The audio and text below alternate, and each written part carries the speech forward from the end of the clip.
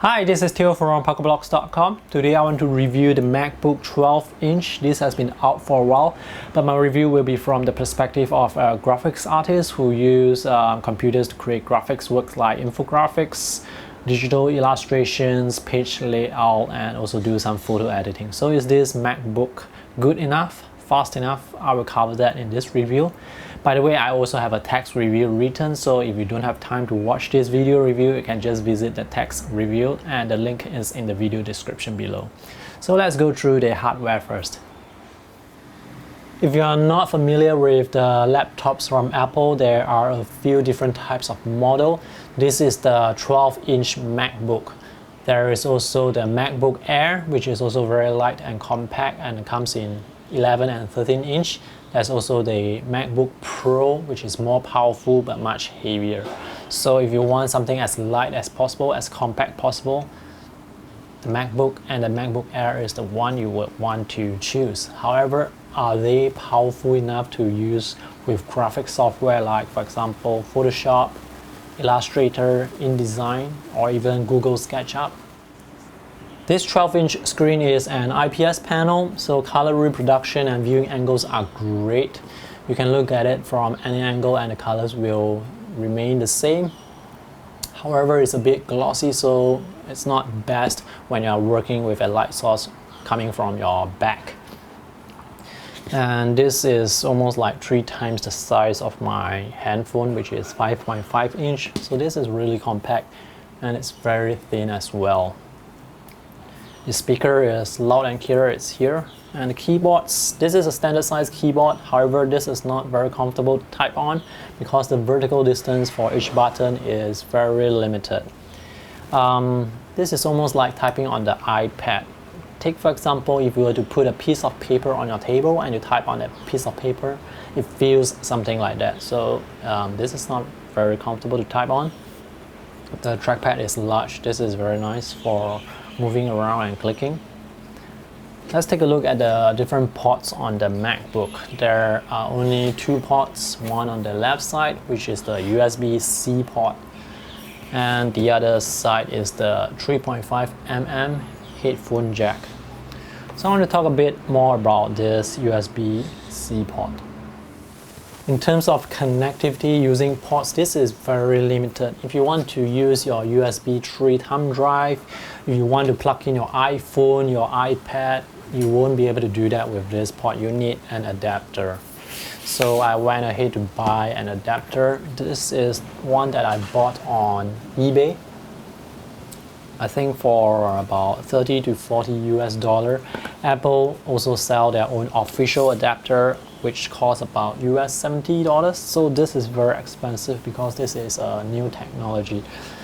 But this is similar to the multi-port adapter that Apple sells. So let's take a look at the different ports behind. The port on the left is a USB-C port. So while you plug this into your MacBook, you can still charge your MacBook using this port here by plugging in a power cable. The port in the center is a HDMI port. If you want to use your MacBook with an external monitor, you can do so by using a HDMI cable. However, the maximum resolution you can get is 1080p.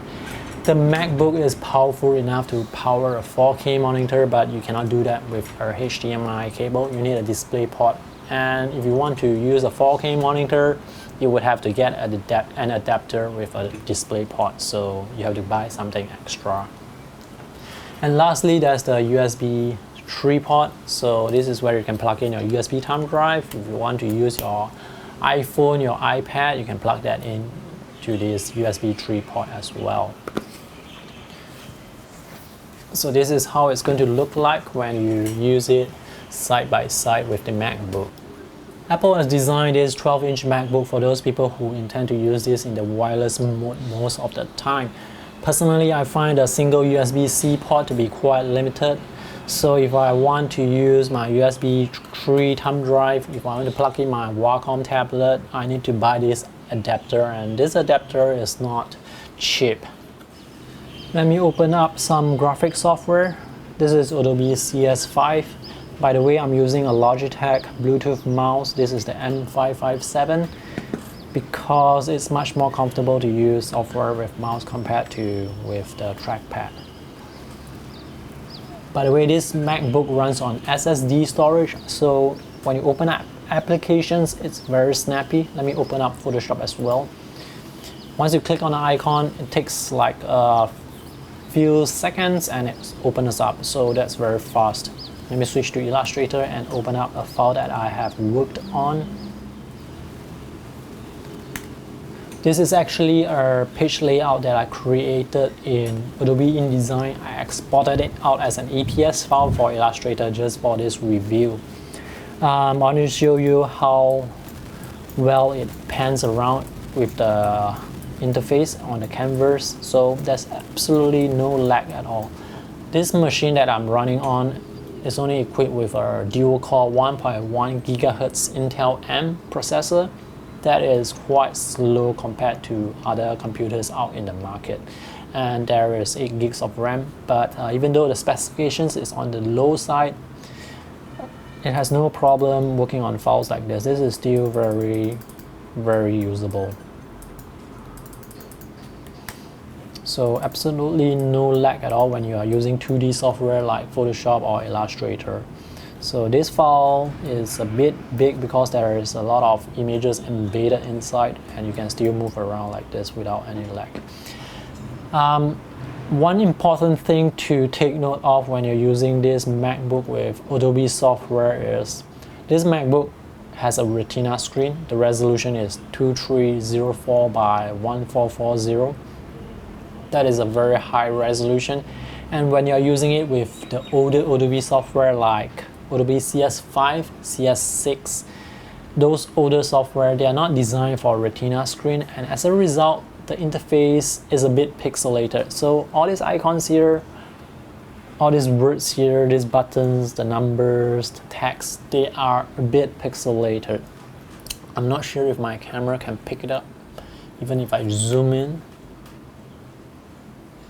Yep, I cannot, my camera is not sharp enough to pick up the pixelated text. However, it's not just the interface that is pixelated, the file itself is pixelated as well.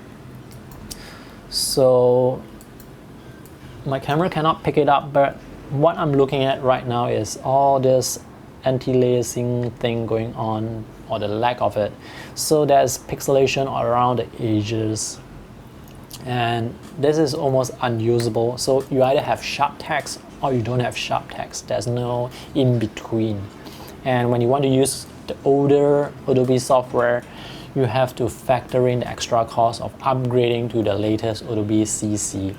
So you might be working perfectly with Adobe CS5 and CS6 on other computers. When you're using this new MacBook 12-inch, that is going to be the problem. And this is a very common complaint that you see on the Apple forums, because a lot of people have bought this machine thinking that they are able to use this with the older Adobe software.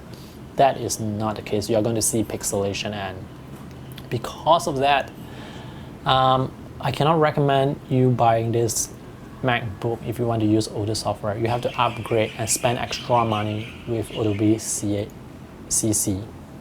So that's the thing to take note of. However, this only affects the older Adobe software. If you are using other software, what I have here is MediBang Paint Pro. This is also a digital painting software, and this software is upgraded for Retina screen, so all the buttons here, all the text here are quite sharp. In fact, it's very sharp. The other software I want to show you is SketchUp and Adobe Lightroom. Let's start with SketchUp first and open a file. So I'm just going to open a file like this.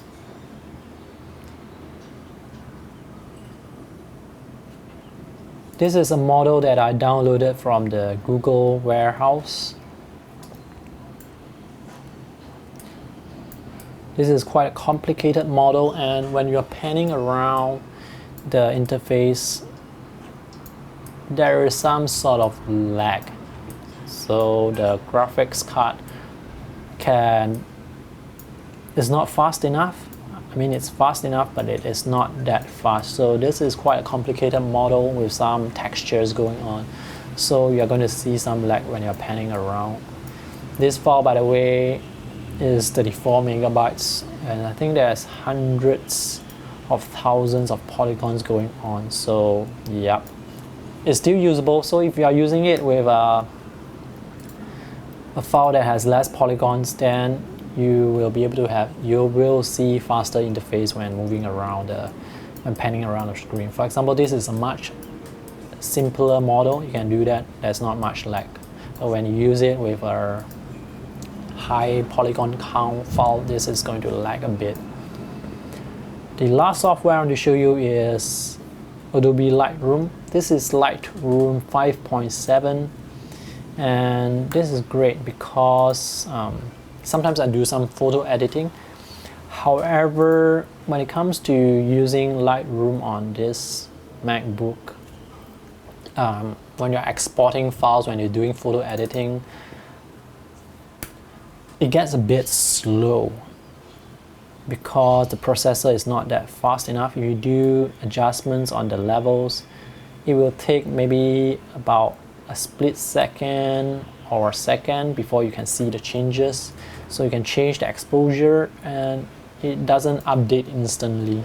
So there's some sort of a lag there, but it's still usable. My main problem with Adobe Lightroom is when you are exporting files. These are 10 files. Each file is a 12 megapixel photo. When I export these 10 files, I take about 40 seconds. So each file takes about 4 seconds to export. If I export it on my desktop computer, it's going to take like 1/3 of the time. That's because the processor here is only a dual core 1.1. So yes, you can do photo editing, but this is not optimal. Let me recap some of the points I talked about earlier. The main selling point for this MacBook 12-inch is the portability. This is very light, 920 grams. When you close it down, it's very thin, almost as thin as the iPad or the iPad Pro. The screen is very nice, IPS screen, great colors, great viewing angle from any angle. The downside is the USB-C port. So if you want to use your USB 3 devices like your USB thumb drive, if you want to sync your iPad, if you want to charge your iPhone with this MacBook, you need to get an adapter, and that is extra cost.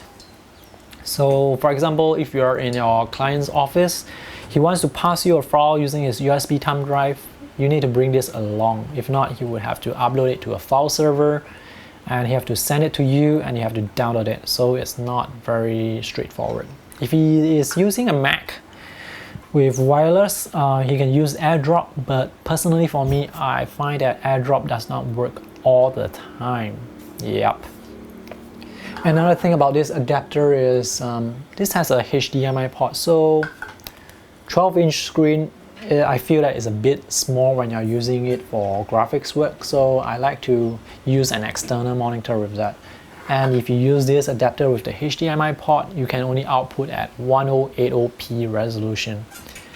So if you're going to output the HDMI to a 1440p or higher 4K monitor, your image is going to look pixelated again. So if you want to have sharp images, you have to spend extra money again to buy the adapter that has a display port or something that can support higher resolution. Now in terms of performance, even though this is a low specification MacBook with only dual core 1.1 GHz, 8 gigs of RAM, surprisingly it runs 2D software very well, very fast, like Photoshop and Illustrator. There's no lag at all. You can also do simple 3D modeling with Google SketchUp. But when it comes to modeling high poly count, well, it starts to lag a bit, and I do not recommend you install or even use things like Maya or 3ds Max. This is not going to take it. You can do some light photo editing with Photoshop, Lightroom, but it's going to take a while to render your photos. And if you do video editing, it's going to be a very frustrating experience because dual core 1.1 GHz is going to take a long time to render videos. Definitely not recommended for video or processor intensive stuff. So what is this MacBook good for? Well, it's good if you are using it as a companion to your desktop. I guess so. It's not good for writing as well because the keyboard really sucks. Yeah, maybe for some light surfing, if you want to check your email, do some responding through text, surfing the web, I think this is a good machine. It's also powerful enough to run graphic software, although the limitation is the ports. So I would not recommend this to artists or designers. Instead, I would recommend you get the MacBook Air instead, the 13-inch MacBook Air, which has a standard USB 3 port and a SD card reader, and there's also a Thunderbolt port. So if you want to extend it to your monitor, you can do so, and you can use your applications in sharp, high, crispy fonts and interface. But the MacBook Air has lower resolution, but that's not a problem because you will be able to use your older Adobe software with that. That's all for my video review today. If you have any questions, feel free to post them in the comment section below. I will try to answer as many as possible. If you find this review helpful, post a thumbs up. If you find it not helpful and there are areas to improve, you can let me know through the comment section below. I will also post some screenshots to those pixelated graphics that I was talking about. You can check that out in the text review that I will post below. Thanks for watching. See you in the next video. Remember to subscribe to my channel for more art product reviews, sketching tips and techniques. Bye.